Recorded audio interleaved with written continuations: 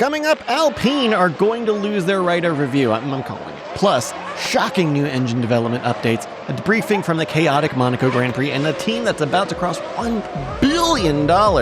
I'm Blind Bryce Castillo, and this is Blind Corners. OMW, on my way to you. Good at what I do. OMW. Let's start with the story that won't go away from Monaco, Pierre Gasly's double pit lane speeding penalty. Gasly said he was 200% sure that he did not exceed the pit lane speed limit on either occasion. Quote, "I know I haven't done anything wrong." Alpine have requested a right of review hearing with the FIA that is scheduled for tomorrow as we're recording this, so the answer might already be out here, because he was pinged twice for pit lane speeding during the race. He was one of 5 drivers that got penalized. Initially, he was only 0.1 kilometer per hour over, and then the second time he was considered 0.4 kilometers per hour over.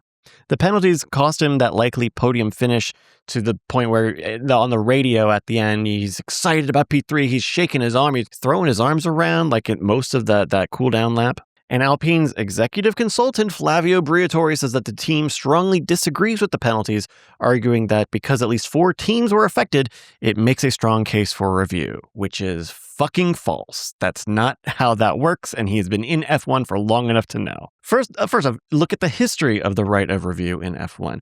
The odds are super stacked against you regardless. Race fans pulled the rights of review since 2019, and there have been 14 requests lodged by teams. And out of those 14, only 4 of them succeeded. In fact, the only real success stories here are like procedural wins. Haas protesting Alonso too late in Austin 2022, or Aston Martin getting Alonso's Saudi Arabia penalty overturned in 2023. That's when he was going into the pit for a penalty and the front jack touched his car. The stewards decided that that's happened in the past, and in the past, that does not count as working on the car. Even more than on the odds, it's not even going to pass on merit. The measuring setup for the pit lane is pretty standard across top-level racing series, and the rules around timing were written almost explicitly to make it so that the common sense appeal that Alpine are going for will not work. Yes, the pit lane does have a speed limit, but the rules are explicit that that is not what they measure. It measures the time in the fast lane between these mini sector-like calculations. The onboard speed data is not used for this. It is not reliable. It could be exploited. It could malfunction. And frankly, even if Alpine did have some sort of magic third-party speed data, it really wouldn't matter because the rules are not about speed, unfortunately. So then how do they measure the pit lane speed? So there are timing loops. There are it's like cables or something embedded into the surface of F1 pit lanes. These measure when the car's first wheel or the transponder passes each of those timing loops, and it calculates the time between those timing loops and comes up with a speed because they know the distance between those timing loops. This is a highly accurate system, more so than speed guns. The problem wasn't with the system at Monaco. The FIA even said that there were no irregularities with the system.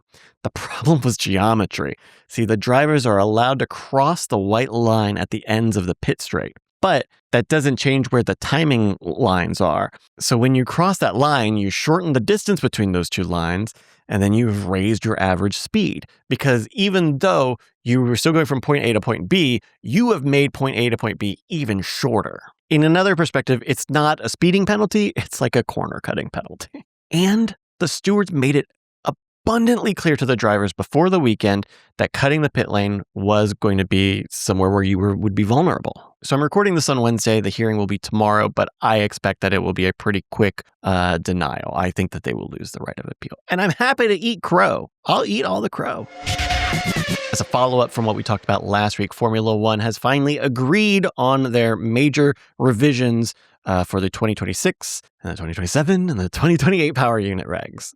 The FIA, Formula One, and teams have signed off on a staged rebalancing of the internal combustion engine and energy recovery split. Right now, that energy split is about 53% from the internal combustion engine, about 47% from ERS or from the battery. For 2027, they're going to move that to a 58-42 split, and then by 2028, it will be 60-40 in favor of the combustion. But how are they going to get there? Next year, the maximum ICE power will jump from 400 kilowatts to 420 kilowatts. That's because they're going to up the fuel flow rate by about 5%.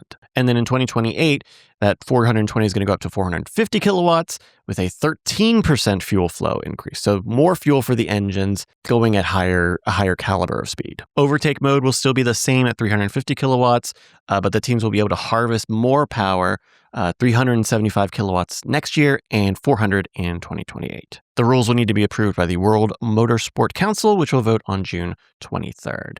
This seems like the conclusion to what we talked about last week, though I kind of didn't expect them to say that they were going to push it to 2-year increments. And I don't want to damn this news before it actually comes to fruition, but at the end of 2028, the start of 2029, are they going to freeze the engine formula? Is this even going to work? And will they need to keep changing the engine formula? Because at that point, we'll be 1 or 2 years, presumably, away from Formula One moving to V8s, which is certainly what they've been saying. Ultimately, I'm glad that they're trying to fix this. This is the thing I've been talking about. I want them to fix it. They've got a plan to try to fix it. And it's only going to start in about 9 months, and it's going to take about 2 years to do it. But we've got a plan, I guess. Speaking of the power units, the first ADUO rankings of the 2026 season are in, and the result is turning heads. Most people would say that Mercedes has the benchmark power unit right now. They are dominating the championship every race so far, but that doesn't seem to matter too much for the ADUO system. So ADUO, the Additional Development and Upgrade Opportunities system, is designed to give struggling manufacturers a chance to catch up. And in an incredibly short letter that the FIA sent out, they have claimed that the Red Bull Ford engine is the benchmark engine, the best engine of the 5, which feels crazy because at the moment, Red Bull is with a 3rd or 4th best team, and would be about 3rd if you were just ranking the engine manufacturers. But while Mercedes have a really strong total package, the ADUO system is only measuring power related to the ICE engine, nothing around the MGUK battery system. I think it's because the battery doesn't generate anything. It's all the engine ultimately generating the power, and the brakes, I guess. So what does that mean in practical terms? Red Bull will get nothing. Nothing at all. They're not going to get upgrade tokens. They're not going to get extra cost cap. They're not going to get extra dyno time. Meanwhile, Mercedes, who was judged to be about 2 to 4% adrift, they're going to get an extra homologation for this year and one in 2027. Plus, they get $3 million added to their cast cop and 70 extra hours for bench testing. Ferrari, Audi, and Honda have been judged to be more than 4% off, and they're going to get 2 upgrades each year. And the twist of the knife is that this could doubly benefit Mercedes. They have extra resources now, extra bench time to take their engine, which is already incredibly dominant, and they can choose when to upgrade their engine. They can hold back for, I guess, as long as they want. I guess they have to put the upgrade in the calendar year, but they can choose when to deploy it. And their engine, their whole package is really good. In fact, if Mercedes end up holding off the upgrade to their engine, presumably that would mean that Mercedes will stay where they are in the ADUO ranking and then potentially get more ADUO upgrades. And so even though Ferrari and Audi and Honda are also going to get upgrades, twice the upgrades of Mercedes, because Mercedes is such a dominant position right now, could probably delay their engine and not have any they don't have any trouble with the car right now. And the longer that they hold that off, that means it's going to be tougher for the other teams to gauge how much improvement they need to make to catch up. The ADUO system is, I think, a good system on paper, but it obviously runs into a lot of issues this year where the engines are already a source of trouble. The whole formula is a source of trouble. And we talked about it a little bit last week, and we kind of don't have a sense of what this looks like just yet. But there are ADUO upgrades, but then also the allowed upgrades for 27 and 28 to the engines. Where do those fit in? If Red Bull have the benchmark engine right now, and let's say they end the season with it, does that mean, what does it look like for them to upgrade their engine? Are they only allowed to upgrade it in the sense of affecting the fuel flow rate? I don't know. We'll have to see. I don't know that one. Sorry. It's just, I'm asking questions.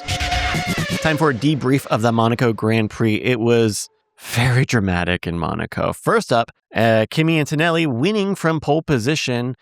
He led every lap, he set the fastest lap, and he took the win. That is a grand slam. That makes him the 28th driver in F1 history to do so, and doing it at 19 years and 286 days old.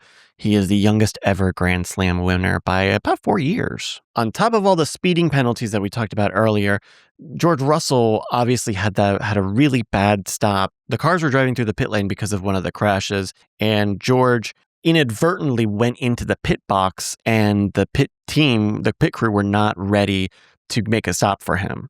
And because they weren't ready or expecting him to make the stop, they even tried to tell him on the radio to stay out, but I guess they weren't able to get it in time. Because that was all in such a rush, the team just sounds like the team forgot to make him serve that 5-second penalty.